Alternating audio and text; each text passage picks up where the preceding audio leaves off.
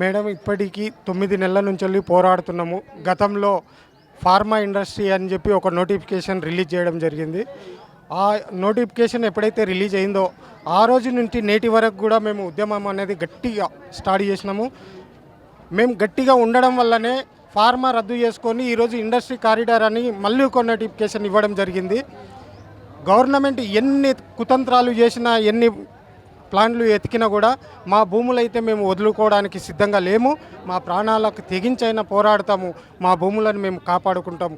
ఇంతకుముందు కూడా మేము ఇదే విధంగా ధర్నాలు రస్తోరుకోలు చేయడం వల్లనే మా మీన కక్ష కట్టి అమాయకమైన రైతులని తీసుకుపోయి జైళ్ళల్లో పడేసింది. 2 నెలలు జైలు పాలు అయ్యి వచ్చినాం. జైలు పాలు అయ్యి కూడా ఈరోజు మళ్ళీ భూములు ఇవ్వాలంటే మా మనసు ఒప్పుకోవట్లేదు. ఎట్టి పరిస్థితుల్లో మేము ఇచ్చేదే లేదు. మా ప్రాణాలకైనా తెగిస్తాం కానీ భూములు ఇచ్చేదే. తొండలు కూడా గుడ్లు పెట్టిన భూములు ఇవి, ఎందుకు పనికిరాని భూములు ఇవి?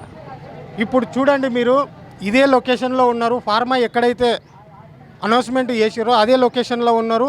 మీరు ఇవి తొండలు గుడ్లు పెడతాయా, రైతులు పంటలు చేసుకొని బతకగలుగుతారా లేదా అనేది మీరు కళ్ళతో చూస్తే మీకే అర్థమవుతుంది మేడం. గత 50 సంవత్సరాల నుండి తొండలు గుడ్లు పెడితే ఈ రైతులు ఎట్లా బతికిరు ఇన్ని రోజులు? ఒక్కొక్కరు 15 ఎకరాలు 20 ఎకరాలు కోల్పోతున్నారు. ఆ 15-20 ఎకరాలు కోల్పోయే రైతు రేపే వాళ్ళ పరిస్థితి ఏంది? వాళ్ళు ఎక్కడ పోయి బతకాలి? 15-20 ఎకరాలు పోతే కనీసం వాళ్ళకు సస్తే బొంద పెట్టుకోవడానికి కూడా ప్లేస్ లేకుండా దౌర్జన్యంగా ఈరోజు గవర్నమెంట్ రైతులపైన దౌర్జన్యం చేసి భూములు లాక్కోవడానికి ప్రయత్నం చేస్తుంది. అయినా కూడా మేము ఎట్టి పరిస్థితుల్లో భూములు ఇచ్చేదే లేదు మేడం. మీ ఎమ్మెల్యే తిరుపతి రెడ్డినా సీఎం రేవంత్ రెడ్డి? ఇక్కడున్న పరిస్థితులను బట్టి చూస్తే మాకు సీఎం రేవంత్ రెడ్డి అయినప్పటికీ కూడా కొడంగల్ కాన్స్టిట్యున్సీలో మాత్రం తిరుపతి రెడ్డి ఎమ్మెల్యే కానీ మేము అనుకుంటున్నాం.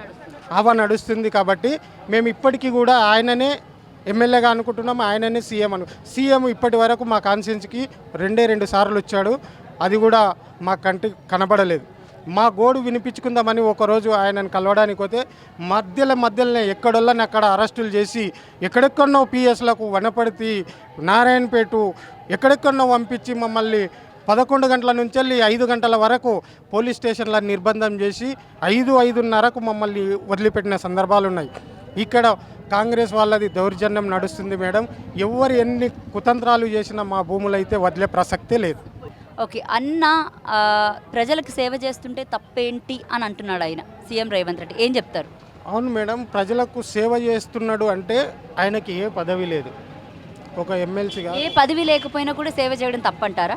తప్పే మేడం. ఇప్పుడు సేవ ఏ విధంగా చేయాలో ఆ విధంగా చేయి, కానీ దౌర్జన్యం అనేది కరెక్ట్ కాదు కదా మేడం.